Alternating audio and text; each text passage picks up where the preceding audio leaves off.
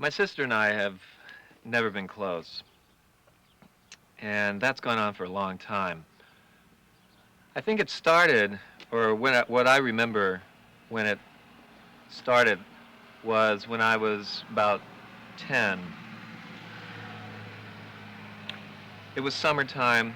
It was very hot, humid in New Jersey, and my sister was 4 years older than me. She was 14. She had a new boyfriend or something like that, and she was suddenly screaming at my father. I was downstairs near the front door of the house, and he was saying, "I hate it here. I hate this house. I hate you, Mom and Dad. I hate you. I want to get out of here." And she just ran up the stairs. And then, my father was down at the base of the stairs, and he yelled at her to come back down here. And so she came down, and I was behind my father, so I saw her eyes like coming, as if they were coming right at me. And they were just like inflamed. I thought they were going to pop out of her head or something. And she started to fight my father. I couldn't believe it. I'd never seen this before. Very little physical violence in my family. But she went at his face with her fingernails, like clawing. And my father like grabbed her, and they were suddenly like wrestling. I was terrorized. And he was like on the ground and was like spanking her or something, and he had this kind of sick smile on his face. It's really not even something I like to remember, much less talk about. And she then like escaped out the door of the front house. She ran out, and he ran after her, which was wild because we never did that kind of stuff. We were like a good Presbyterian family, in a suburb, and nobody has problems in suburbs. And our problem was now going out the house, and he dragged her back in, physically dragged her back in, and then she went screaming up the stairs and locked herself in her room, and I started to cry. And my dad, he said, he had that smile on again, and he said, "What are you crying about?" And I felt really ashamed. And so I stopped crying, which was kind of like the beginning of sort of faking, life. And we got in a car like we were scheduled to do, me and my dad, and we went grocery shopping. And when I got out of that car, it was like the first time I felt like you kind of have to walk around with a veneer. Well, Dennis called collect again today. I'll bet those phone bills are going to be expensive this month. Kind of getting a little, I don't know, agitated about it, maybe just a little bit. All the collect phone calls. She's kind of making a mess downstairs, too. I'm having a hard time keeping up. A hard time kind of trying to walk around her clothes and get around her stuff. And an awful lot of Coke cans laying around. If she could just clean up her own Coke cans, that'd be fine. Of course, that doesn't bug me as much as those ashtrays. Well, maybe you could help me clean up a little bit today, because I got an awful lot of laundry to do, and I know I'm going to have to work. I know you have to work, too, but I can't stand living in this mess. It's driving me crazy. Show her where the Coke cans go or something. It's not tough. She just kind of got dropped into the situation, too, and maybe she's not used to having the kids around. But, I don't know. I think it's just bugging you more than it really should. It's not that bad.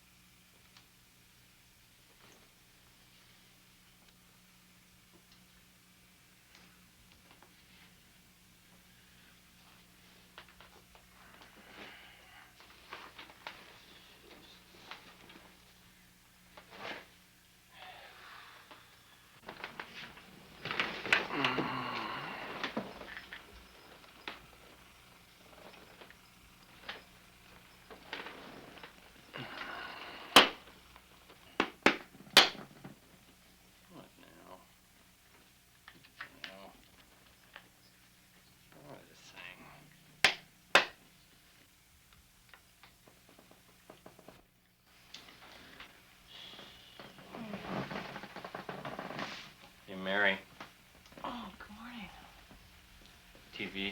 Something wrong with the TV. What's going on? Is the remote not working or something? Oh, it's been You were working watching it fine. last night. The heck's wrong with it?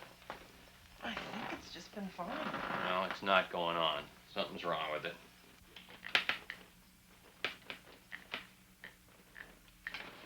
Come on.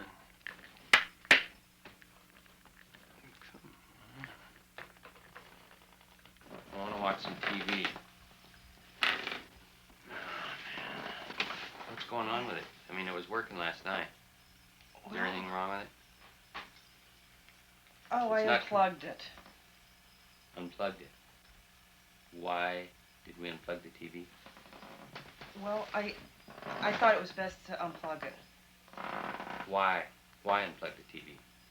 Well, I read this report recently that they've been discovering a high rate of cancer in people who are exposed to electrical appliances. And I just thought it would be best if it was unplugged. Oh.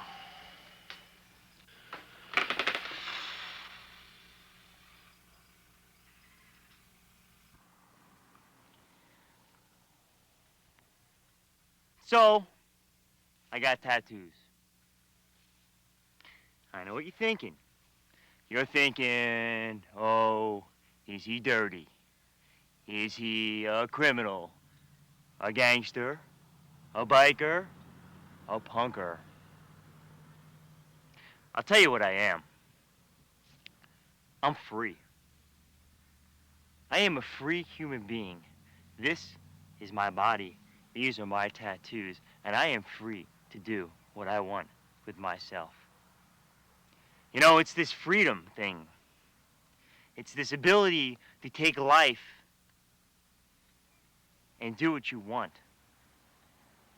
that makes me kind of transcend above all you sitting there thinking that if you get this tattoo, what's your mom gonna think? What's my dad gonna think? What's my boyfriend or girlfriend gonna think? You know, I can remember back when I was a small child, and maybe you all can remember back when you were small children, and you reached into that box of Cracker Jacks. I ask you, what was the best prize you could get in a Cracker Jack box? It was the tattoos, of course. Why? Why, when you were a child, was the best thing you can get those tattoos? What happened when you got older? What happened to that dream of getting a tattoo? Where did it go? For me, I am reliving that dream, and I will probably continue to relive that dream. That childhood, that child inside of me, that freedom, that ability to do what I want will always remain in me. And when I feel that dulled, I will probably do something else. Now, I'm not saying to just go out there and get yourself a tattoo and you're going to be free, because, see, there's a lot of ways to do this and you have to do it right. You know, it's not about getting drunk and going to the nearest tattoo parlor and getting a tattoo that you're going to hate because it's the only thing you're going to have forever. You are permanently married to this tattoo. You're not taking this off. You're not divorcing it. It's with you forever. You need to find yourself a good artist. You need to track them down. You need to save your money, and you need to do it. And not worry about how much it costs. Because a good tattoo can have no price. It is art. It is you. It is your body. And make sure, more importantly, that you're going to like the tattoo. That you're going to become older, and you're going to look at that tattoo and go, you know, I still enjoy that too. Get something with a meaning. For instance, a lot of people might think, you know, gee, Eric, what did your mom say about that tattoo? And you know what I told her? I said, Mom, you see this tattoo here? This is a tribal piece. You know what this tattoo means to me, Mom? You know what this tattoo symbolizes? This tattoo is about a Native American Indian fisherman out in the water who found out from the gods that his family was in trouble. His mom, his family, his wife was in danger. And you know what he did? He summoned up the gods. He called on the great orca killer whale to take him home to save his family.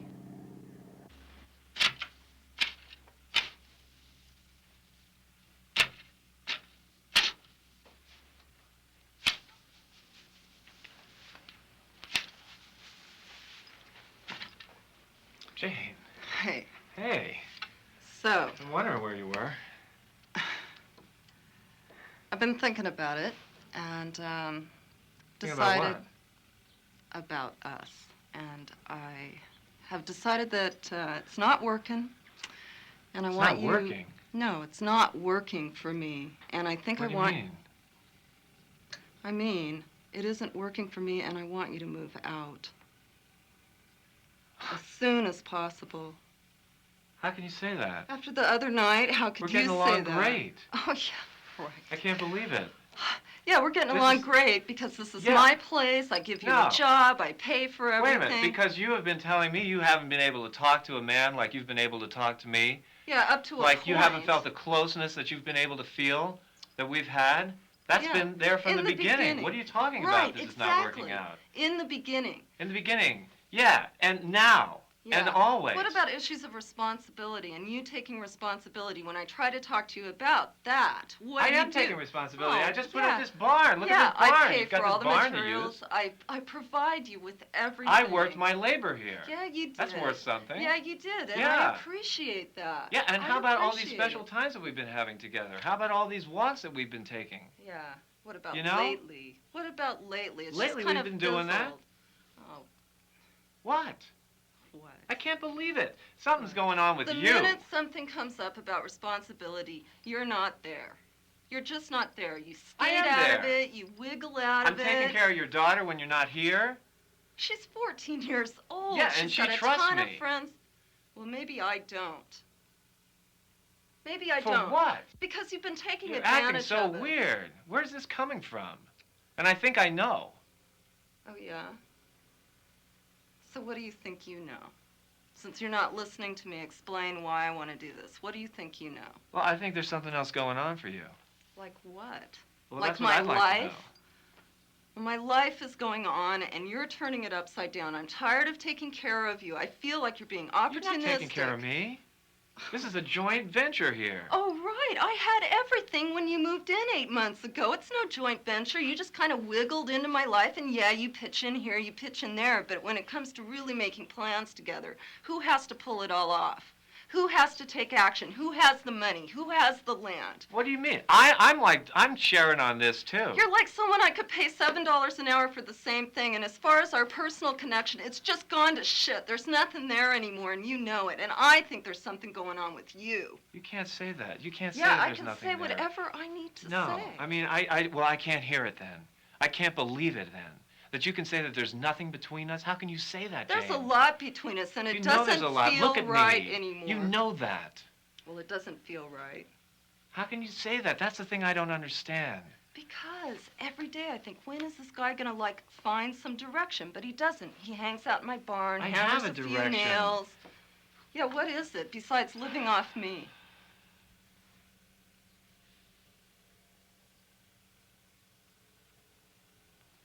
Anyway, I'm done with it. And I have a right I like to say- being with you, Jane. I mean, that feels like a direction to me. No, it's not enough to get your direction That from a can be relationship enough. Can that with be one- enough for me? That's okay. Well, it's not enough for me. I need to be with someone who's got his own life and who can stand by me, and we can do things together because I am he's an standing by individual you. with his I am own standing strengths. by you. I'm standing by you. I'm standing by your daughter. I'm filling this Yeah, place. but every time I don't totally stroke your ego for every little thing you do for me, you freak out, you get mad. I'm sick of it. You should have your own trip that I'm not responsible for. I'm tired of being responsible for whether you feel good or feel bad, whether you're happy or sad, whether you have work to do or nothing. I can't handle it. My life Well, was you don't together. have to be responsible for that. You don't have to be responsible for that. Oh, yeah, and you give me this big reaction every time I ask for something a little different, or when I have a need that's different from what you think of on your own, No, you I'm freak very out. flexible. I am very flexible.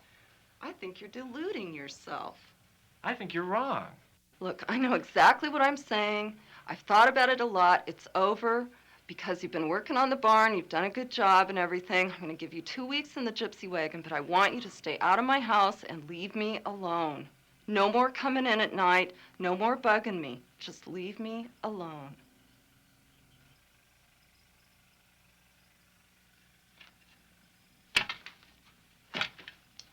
Watch it.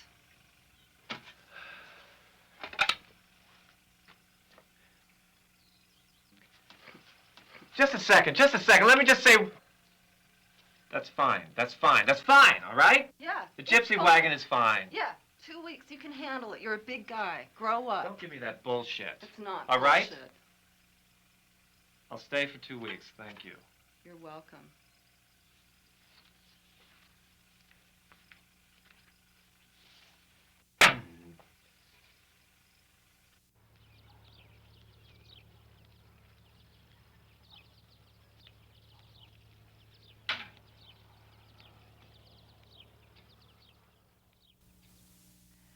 I was about 4 or 5 living in the country with my parents, and an event happened that totally just shook my world apart. I saw my father hit my mother and knock her down, and we left him within 5 minutes. He was on his knees crying, and as we left and we went in to stay with my grandmother, I remember that day as if it were today. I'll never forget it. And I hated him for that. I hated him for making us leave our house and for hurting my mother and just what it felt like to watch him do that. He eventually asked my mother and to bring us back, the family. I had a sister, and we all went back home, and he went up to Alaska to do some fishing. And while he was up in Alaska, he didn't send any money home. He was gone for a number of months. And my mother was not working, and it was in a time when women really weren't working much. And so she used to take us around from neighbor to neighbor at supper time, hoping they would invite us in for dinner because we didn't have any food. These events had a very strong impact on my life. I grew to despise men for a long time, and especially my father, and what kind of trouble they caused women and children. I was also growing up as a Catholic, and that whole environment was a male-dominated environment, and I just felt like God really blew it when I was born a girl, because the men and boys had the world by the tail, I thought. I really wanted to be a boy. I wouldn't have to fear men, and I would be able to be an altar boy. I would be able to do so many of the things that I couldn't do as a girl. I grew up and dealt with this through many years of therapy of many of these things, and really took me a long time. I'm in my late 30s now until I started coming to grips with my father and who he was and why he did this. I swore that I would never put myself in that type of situation that my mother was in, and I never have. I have worked hard since I was in high school. I am actually now retired. I have never had an intimate relationship with a man. My partner today is a woman, and that's the kind of life I have led and chosen to lead, probably because of some of those experiences as a child and watching what my father did. I've never confronted him about this as an adult, but I like him a little more now, and I'm not really sure why, except he seemed to mellow somewhat. He actually had a heart attack a couple years ago and almost died, and it seemed to change him a little bit into being more of a compassionate, kind human being. And I would like to talk to him and say some of these things to him, and how he affected me as a child and how that has affected me today, but I probably never will. I just can't imagine how different my life would have been if he had been a little more compassionate and not so aggressive and not so mean and scary. I will never forget one time driving the hay truck and backing up, and he was yelling at me, and my sister was in the passenger seat, and I just couldn't deal with it anymore. And the truck was still in gear, it was still rolling away. I opened the door, got out of the truck, started walking across the field as it was driving by itself with a load of hay across the field, and he was screaming at me, and I don't even remember why.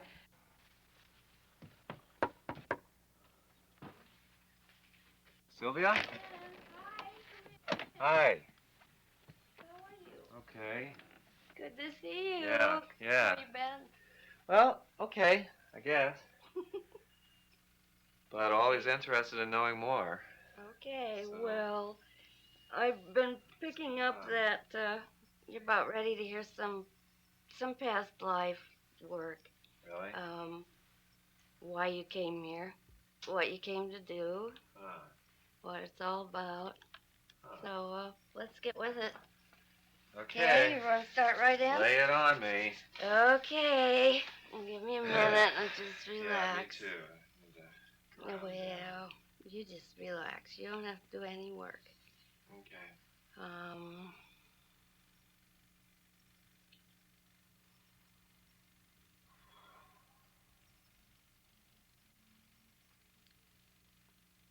In the journey of the soul, each lifetime is a medicine path. And each soul cycle is a medicine completion. You are in the 7-part of a complete cycle. A complete cycle is a 9. Imagine this as 9 years is a complete cycle. Now, like a soul time, that could be 9,000 lifetimes. But just imagine 9 years is a complete soul cycle. You are in year 7. Now, 7 year is a time of culmination, a time of bringing into understanding, because essentially what we're doing here is raising it all, taking all the pain, all the confusion, raising it to wisdom. What this cycle, this particular cycle, has been about is to experience powerlessness, the whole human condition, and what powerless means.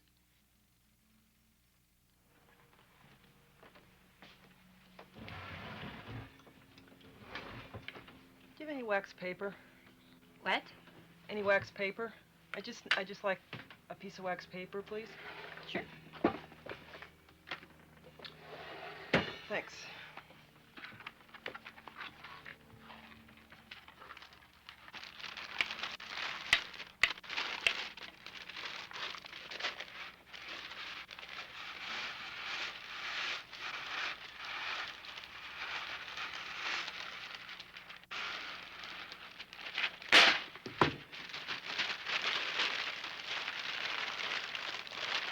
I think your baby is an avatar. A what? Amatar? An avatar. An avatar. Well, an avatar is a being, a blessed being that has been sent from heaven to lead us into spiritual well-being. One of those blessed beings that's sent to us from the heavens to help us with spiritual enlightenment. I do think that she's an avatar. And how are you going to tell she's an avatar? Well, that's what's amazing, is I've come up with this way to test that I'm sure she is. And that's why I asked for the wax paper, because if she is, I'm convinced that she'll glow from behind this wax paper. Mm-hmm. Yes, well, let's try it. Okay. Okay.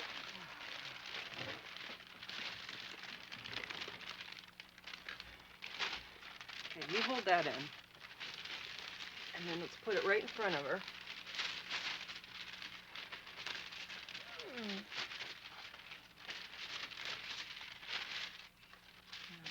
See anything? I think kind of, there's, you see. Yes, I see it, up there. You can see, right by her head. Oh, I definitely see it. I definitely see it, don't you? She's an avatar. Yeah. Trying to An be avatar. an avatar. Yes, she is. You're an avatar.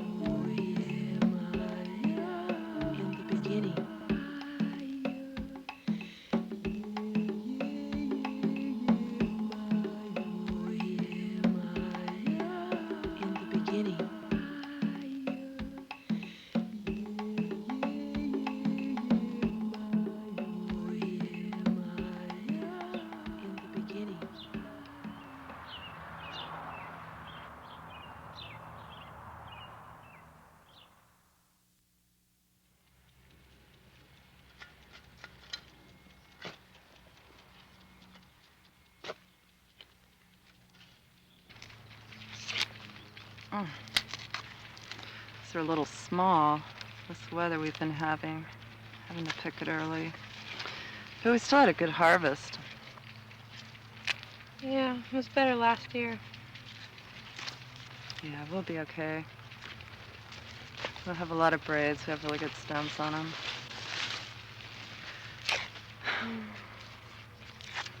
So, well,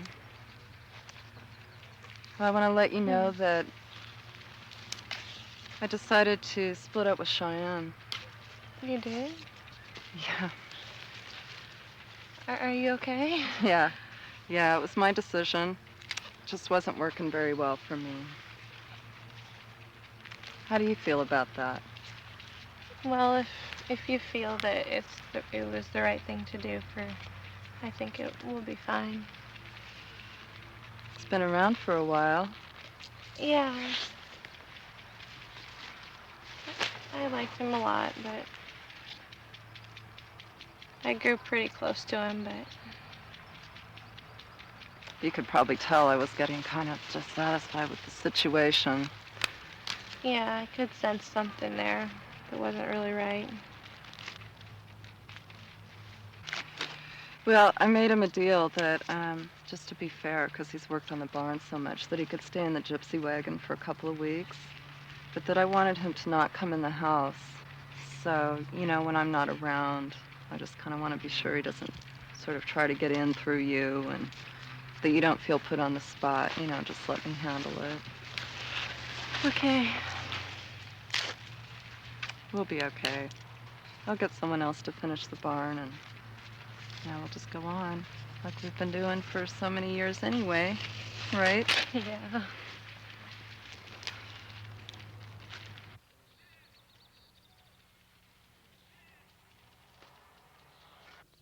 So I'd been dating this woman for about 2.5 years in college, and the first 6 months were fabulous, and everything else was just sort of downhill. It had become one of those on-again, off-again relationships, and this was like right at the very end. This was what actually turned out to be our last date, and we'd gone out to this Chinese restaurant because that's like her favorite thing to do, and I'd actually dressed up that night, which I never do. Had put on this nice sweater my mom had just bought for me, and so we go to the restaurant, and of course we start to fight again, and it was just like the whole night just started bad from the beginning. And so it's just like, we just left, and she hadn't eaten anything. She had brought her food with her in the styrofoam bag, and we just get back into my car, and we're heading home. We're still fighting. At one point, she even made me pull over the car. She got out. She left. I had to follow her for a couple blocks, get her back in the car so I could at least take her home. And we pulled back into her driveway, and we were still fighting. And at this point, she gets out of the car and just heads right into the house. And now I know what I'm supposed to do is to follow her into the house to finish the fight, because we had fights about that before, how we were supposed to fight, right? I'm supposed to stick to her till the fight's over. And so I'm thinking, what can I do to really piss her off? And so I just roll down my window and I go, so I'm supposed to follow you in now or what? So she's like 20 feet away. She just turns around and just gives me this gleam, kind of like, I knew I was in trouble. She starts walking at me, food like this. I go for the rear, for my windshield, my window, and I miss it, right? And I grab it again, and I'm racing to get this thing up, and she just takes the food and bash all over me, all over the inside of my car. I never got my car cleaned after that. And so I start the car, I start backing up, and she grabs my sweater, and she's yanking at my sweater, and she's just tearing at it. And she goes, Kyle, would you like to come in? And she's just pulling me and pulling me and pulling me. And so I back up into the street. She's still holding on. I backed up about 20 feet. And there's this huge hill that I'm going to go powering up. I had this Chevy Malibu, a V8, just this power car, right? And so I thought it would be polite to say, I'm pulling away now or something. So I say, I'm leaving. I step on the gas, just go ripping up this hill, and she did let go. I was ready to drag her at that point. And so, I don't know, I was pretty shaken up. I go home, and my mom and my sister are just there having coffee at the table, and I tell them the whole story. And they just say to me, you don't know how lucky you are. You don't have scars on your face right now. And this woman and I, we didn't talk really for about 6 months after that. And finally I saw her at her wedding, and she could actually talk to me again. But that's sort of, that was my worst breakup.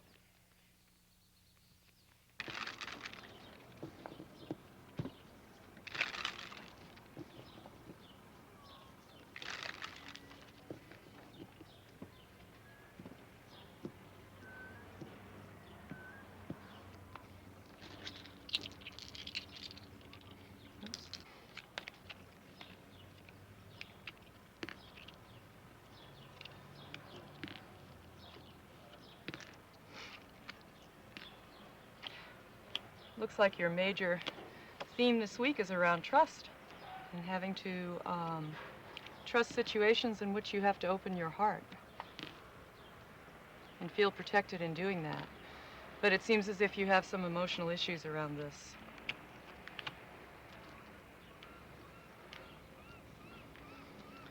So this is the card of trust. And in life, as you can see, it has a fluid motion to it. It's not something that's rock solid or stable. And we kind of have to go with the flow in life and in relationships. We can't always have everything the way we want. It looks as if there's a woman who is a earth sign, a Virgo, Taurus, or a Capricorn, who is someone that you are mistrustful of.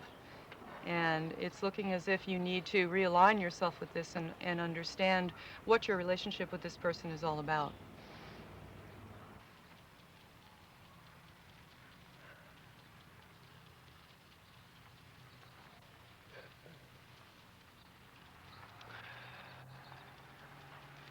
In 1954, I was in the 9th grade. There wasn't anybody smarter than I was, or any of us. And we got a new PE teacher. He was a Korean War veteran, Marine Corps drill instructor who decided, I think, to take an easier job teaching. His name was Jack Krause, and he scared the wits out of us, all of us. He would walk into a room and people would be quiet. He would quit goofing off. And we all had the same PE teacher, so we had to get Krause. And it was, scary stuff. One look from him and you'd stop whatever you're doing. And we knew that he had been in the war and was yelling like Jack Webb did in the movie The D.I. And what he did, I was doing my Walter Brennan imitation one day, which is sort of like walking like an old man all hunched over, and he spotted me doing this and walked over and he said, I suppose you think that's so goddamn funny. And I said, what? He said, there are people that can't help walking like that. So I didn't think anything about it. There was an assembly there that afternoon, and because I was an almighty letterman, I got to stand in front of the assembled groups and direct traffic. That was part of the benefits of getting a letter in baseball. So I was standing out there, so I did it again, thinking it was awfully funny that I could do Walter Brennan. And he caught me again doing it. And the next day in PE, he brought me out in front of the entire class and said, Don here is going to imitate somebody for you. A person with cerebral palsy. Come on out, Don, and do it. So I thought he's kidding, but he wasn't. He made me come out there and do that, and I've never done the imitation since, so I'm not going to do it now. Secondly, Krause took the heaviest kid in the 9th grade, Lee Dalton, and we had a thing in PE where you'd have some poor guy on the floor with his knees up, and you would come roaring for him, put your hands on his knees, and the guy on the floor would push you over. So he asked for volunteers, and of course nobody volunteered, so he said, Christensen, you're on the floor. Well, and Johnny Christensen wasn't more than like 5'1". Put him on the floor, and he said, I need a demonstration tumbling guy here, Dalton. So he got Dalton, who was at least 6'4", and about 250 really loose pounds, and sent him over. Nobody thought anybody would make it. Dalton did a fairly decent job. He didn't crush Christensen on the floor. The point of it is that Dalton made it, Christensen made it, and we all made it after that. I thought it was kind of neat. I made it myself. I never forget old Krause. I went up to his house one day afterwards, and we were like older kids, and he looked out his curtain like this at us. And it was dark. And I still got scared. And I shouldn't be afraid when you're that old. Actually, he's a good friend of ours now. In contrast to Evelyn Barton, an English teacher I had who told me that I was not even college material, that I should probably get a job learning how to weld. That was my advice as a senior. Told me I couldn't take Lit 4. These are the kind of things that stick with you when you're going to a 35th reunion in 2 weeks. So I dropped out of comp English, English for college, didn't get to take Lit 4, didn't get to study Chaucer, but I got to take a class called Family Life, which taught me how to feed babies and cook. I went in the Army, got out, went back to college, went into English 101, and managed to get an A. So I thought, this is my golden opportunity to go back with my grade thing. It's a 4.5-hour A in English. I hadn't gotten that many good grades ever in high school, to show Mrs. Barton that she was wrong and that I was right. And I went back to Everett and found out that she had died about 3 weeks earlier. So I'm still waiting to show her that thing. Maybe she knows I got the A. I don't know. It isn't that important now. But I'll show you the last thing. A watch my mother gave me. It says Mom to Don, 1958. It still works. It's approximately 4:25. And it's the only watch I've ever had.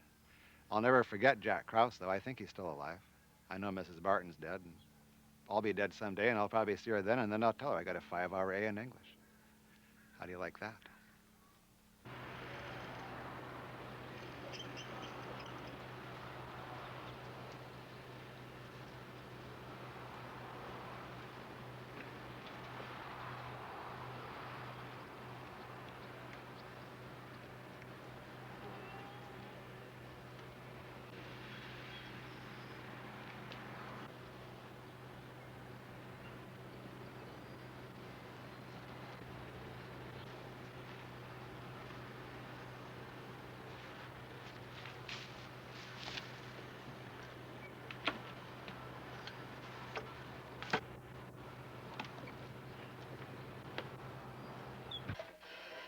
Okay, look, I've had it. You get up tomorrow morning, don't wait for her to get up. Go out to that camper. Don't even bother knocking. Don't wait for her to come to the door. Rip that door open if you have to. Drag her out of there, throw her and her shit in a car, and drive to that ferry. Don't stop along the way where she can get out, and don't leave until you see her go away into the distance on that ferry. I've had it. This is it. Oh, that is so typical. So typical. All week I have been trying to tell you. Help me deal with this. Help me get through it. But no, you wait until you're all the way back to work, and now I have to deal with it myself. You're telling me deal with it, get rid of her, put her in the car? Right. You take her, you put her in the car. You do it. You handle it. I have other things to do.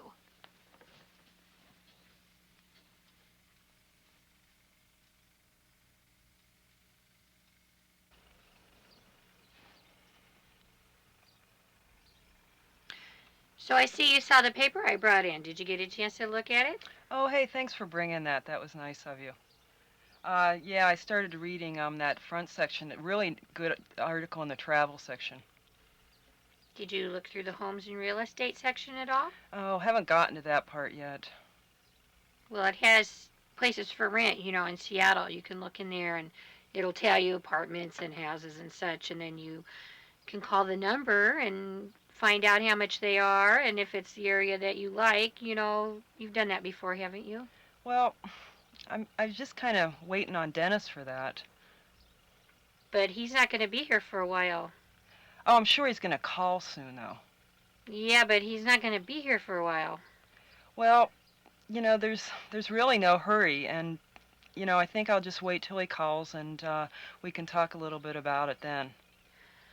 Well, maybe we could kind of figure out what kind of place you want to get. You kind of thought about what kind of place? Apartment? Well, Dennis is so particular that I just really kind of wait, and there's really no hurry. Maybe a little house. I don't even know what we can afford, really. Well, maybe I could kind of help you get some kind of an idea. Well, I just kind of feel like we should just give it a little time, and I'd like to just kind of feel what it's like over in this neighborhood, and then just kind of wait till I hear from Dennis and take it from there. Well, he's kind of be in the city, sort of, isn't he? Maybe you should think about being somewhere in the city, closer to downtown, maybe, or maybe close to the ferry, so you could walk on and off the ferry. In case you wanted to come out here, it'd be a lot easier. Yeah, well, we really didn't even talk about it, and I just don't want to, rush it right now. I'm really comfortable here, and, and it's just been so great. You've let me move in here, and it's so cozy, and it just has given me time, a little time for myself even, and then when Dennis calls, we'll just put it together and figure out what we want to do. Well, sometimes you have to put a deposit down or put a weight on something, sometimes you gotta wait. Some stuff isn't available till the 1st. Maybe we should kind of start looking, sort of. Maybe just kind of take a look. Maybe you want to go to Seattle and kind of check out Seattle. I really don't like to ride the ferry too much, and, I'm just real comfortable here right now until Dennis shows up, and then we can drive around together. You don't like to ride the ferry? Well, I could drive you around. We could go through Tacoma.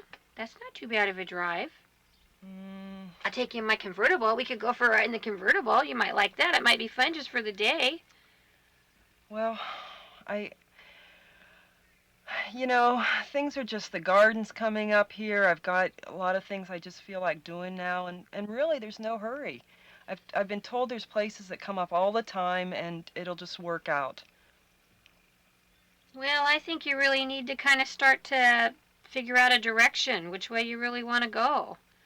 I'd be happy to help you. Oh, whatever it takes. Well, you've been great, I know, and... Well, no, I'm happy to help you more. Oh, Let me I help you more. don't want you to have to do anything more. I can just hang out here. Things are fine. And then when Dennis shows up, we'll get it together, and then we'll figure out where we want to live.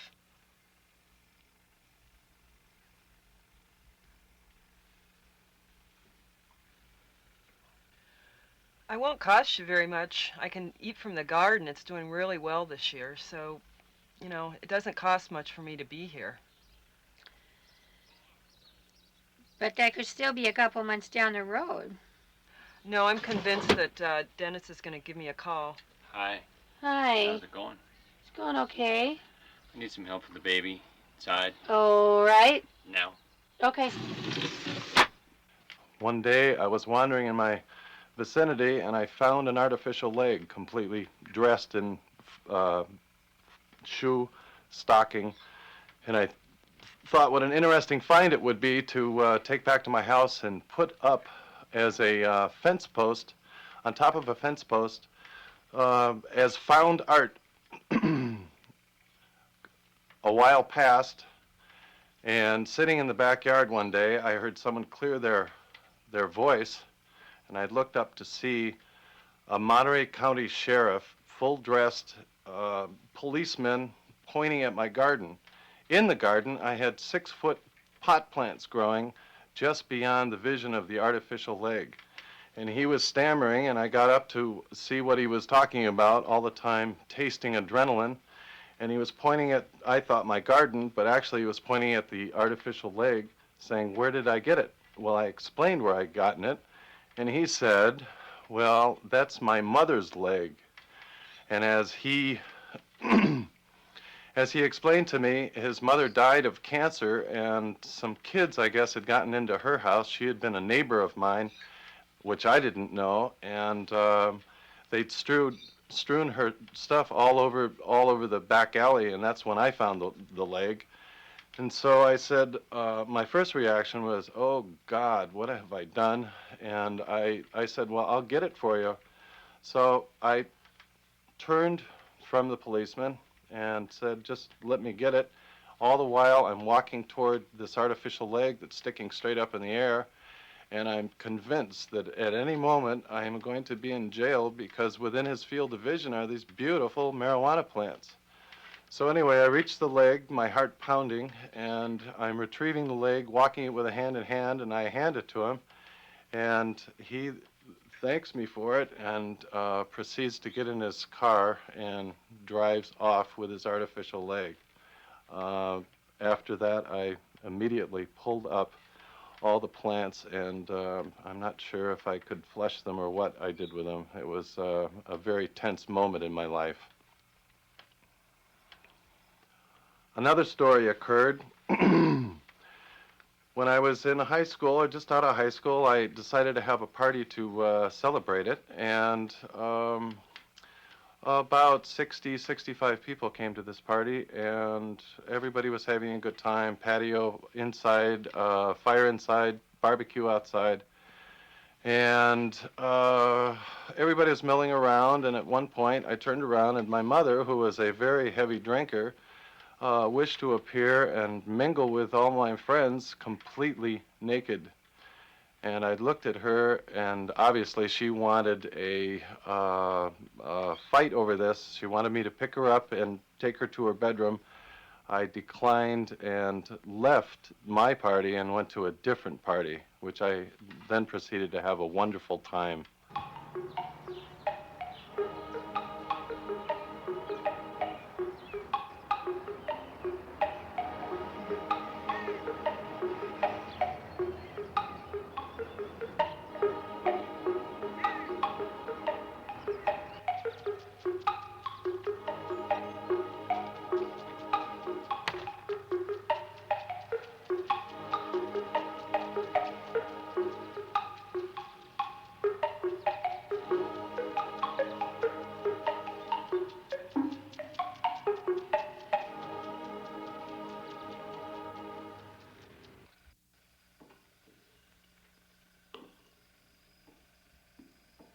Tasha, Mm-hmm. I like that ring.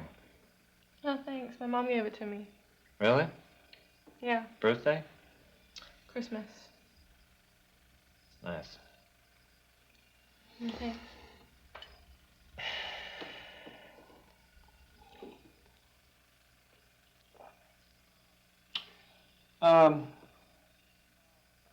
Has your mom said anything recently about me? Well, what do you mean? I don't know. You know, whatever. Not really.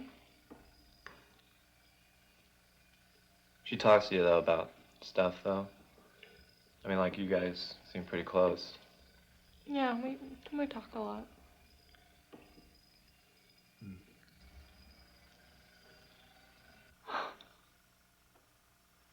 She was out late?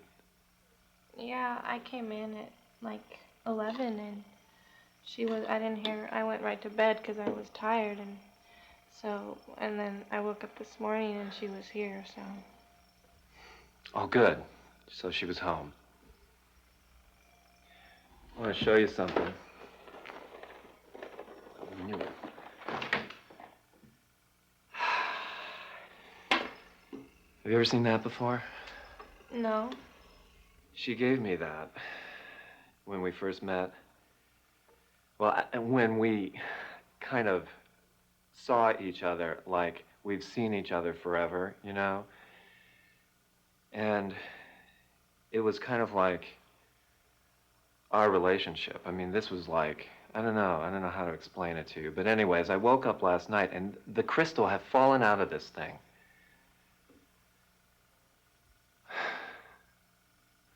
I just knew.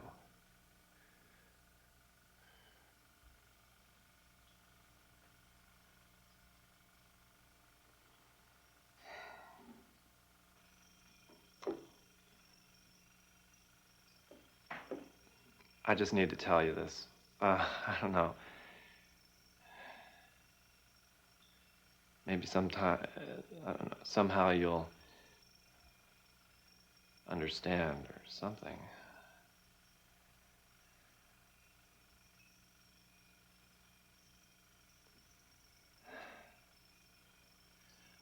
I guess I've never been that great with women. But the funny thing about it is, I feel like I can't live without a woman. I don't know what it is. I feel like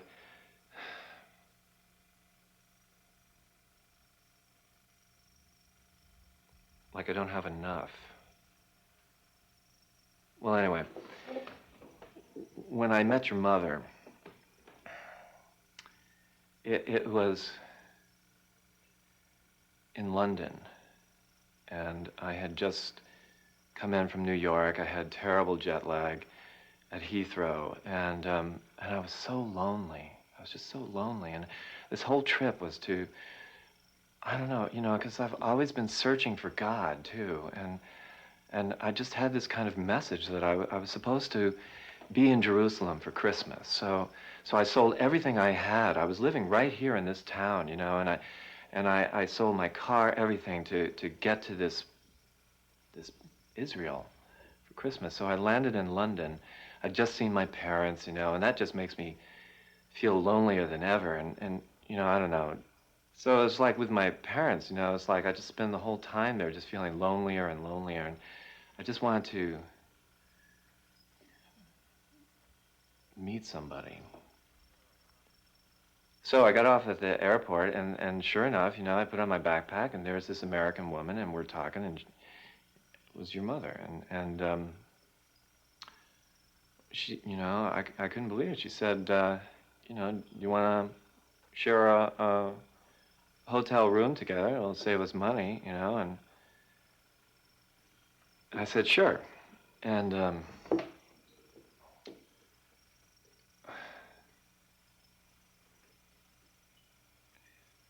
I don't know. It was like when we got into the bedroom, it was some, I don't know, it's kind of a dingy hotel. It was in some Iranian district or Indians. All these Indians own these cheap hotels in London. Well, anyways, we're in this room, it's a small room, it's single bed,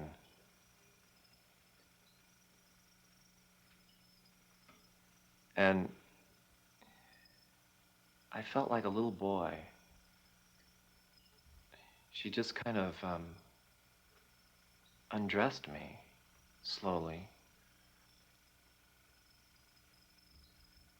And I mean, we hadn't even kissed yet. I don't even think I knew her name. And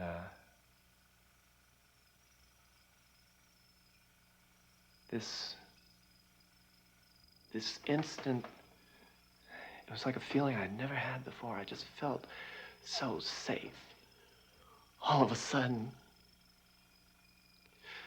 like, you know, like it's gonna be okay. Like I'm not, I don't know, gonna die or something. I don't know.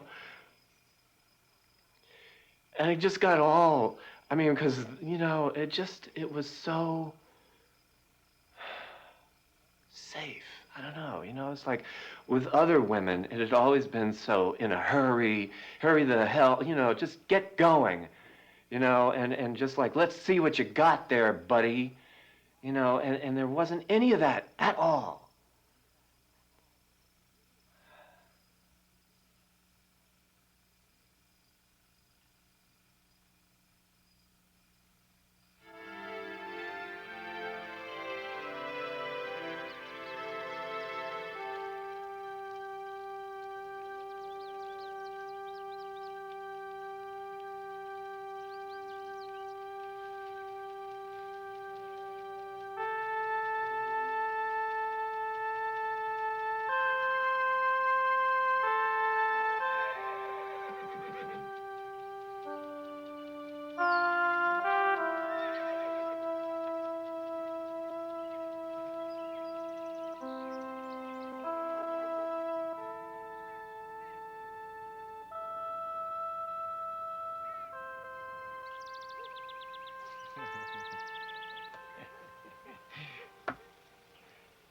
Marriage.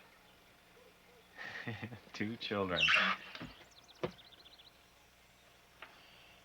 Rich.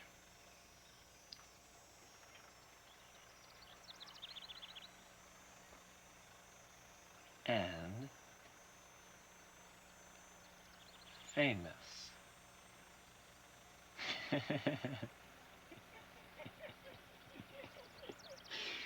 Oh, God. Sex, sex, sex, sex, sex, sex.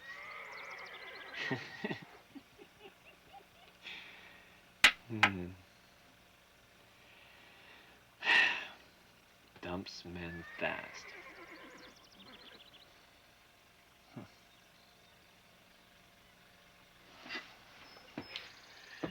Long life. That's good. Meet her now. Yes.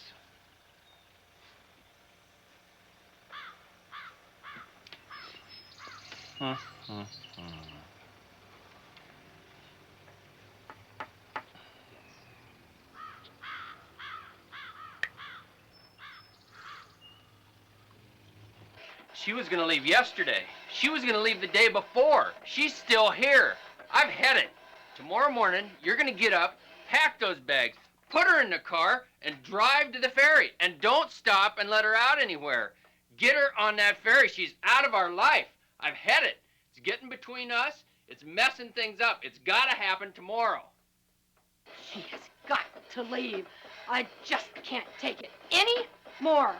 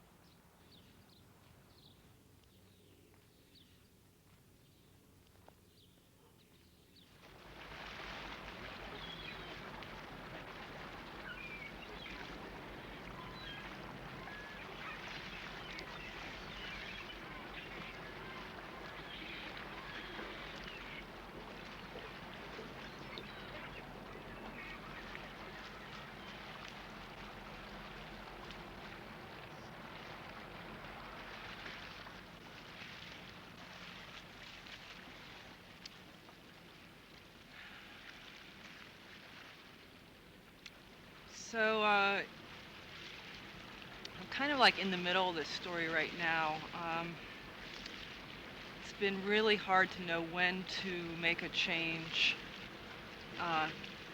knowing that at some point I had to leave basically something that I was very much committed to and very much had given basically, you know, over 9 years of my life to, and yet knowing psychically and spiritually that I just had to give up that to do something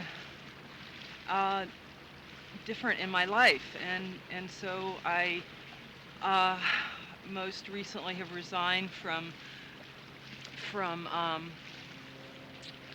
publishing, a job that has been pretty much my entire life, and I for the past couple years kept thinking I gotta move on because I was giving so much to bringing other people's work out into the world, and yet I knew somehow that the silence within me, there'd be a time for me to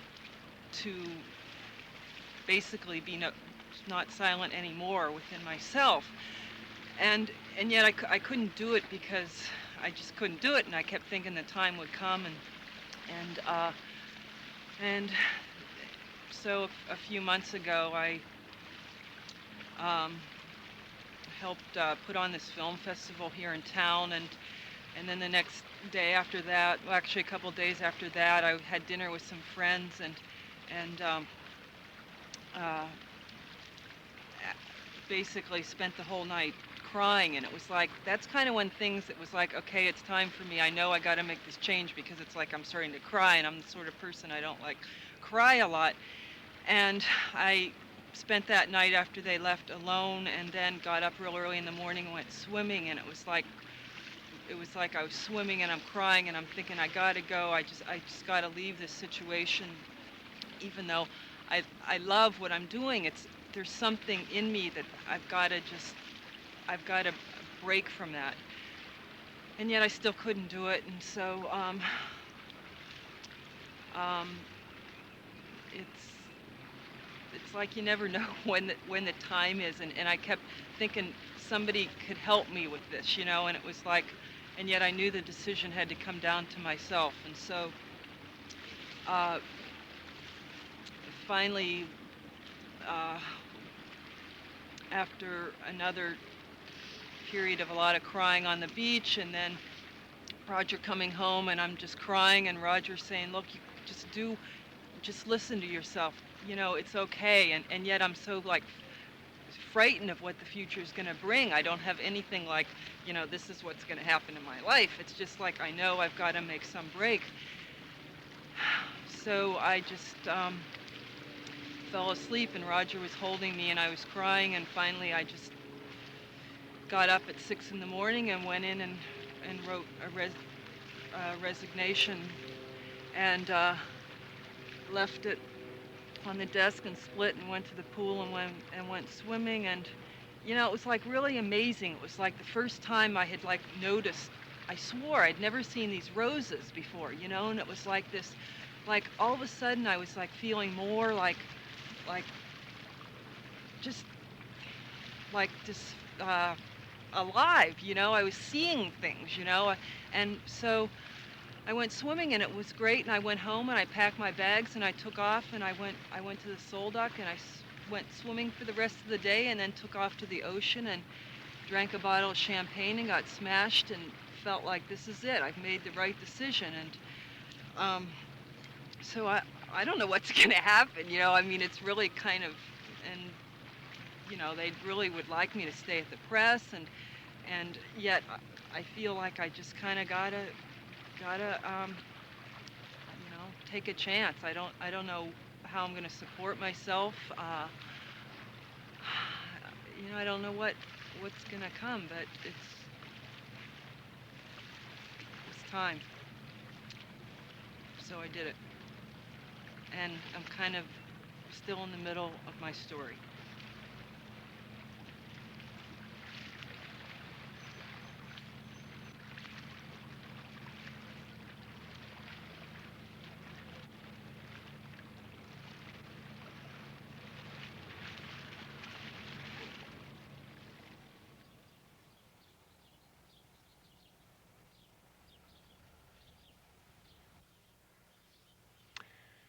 So I don't know, I guess that was like the beginning of being scared of my sister, really scared. Saw her like, I don't know, just really evil or something. I didn't realize at that time, you know, like, why she was so justified in being like she was. So we didn't talk much. So actually, you know, fast forwarding up to now, I haven't spoken with her for a couple of years. And today is a very special day because she wrote me. So this is the letter. Dear Cheyenne, I hope I can get through this. I feel relieved just to have begun this letter.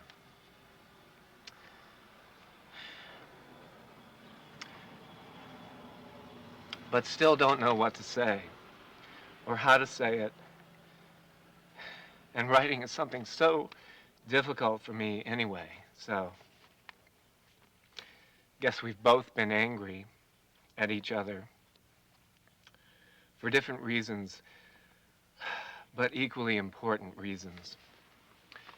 And resolution is always difficult, but especially with a separation, not just manifest in our disparate opinions and needs, but in actual physical distance. I was so touched by the earrings you sent me. I sent her a birthday gift. I have them out and have looked at them daily and thought of you, intending to write, and guilt that I haven't. But I am now. Can we just drop this and go on from here? My vote goes for that. What about you?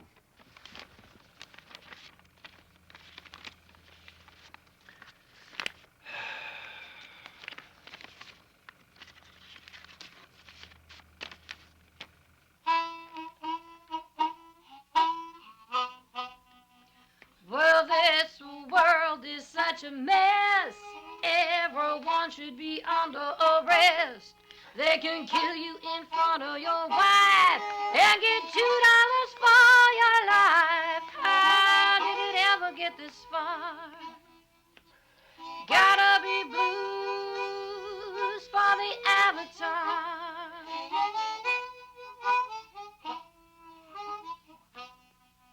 This world is such a mess.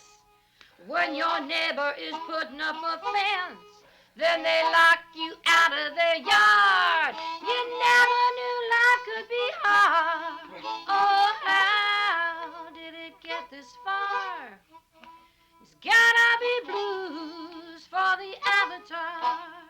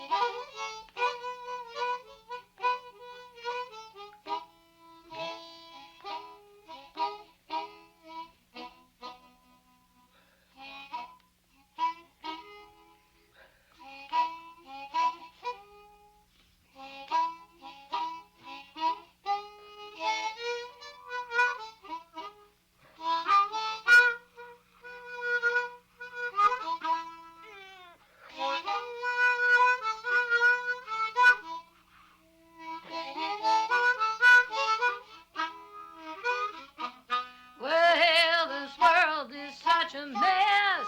Even families don't even make sense. They'll turn into your enemies. It's something I just can't see. How did it ever go and get this far?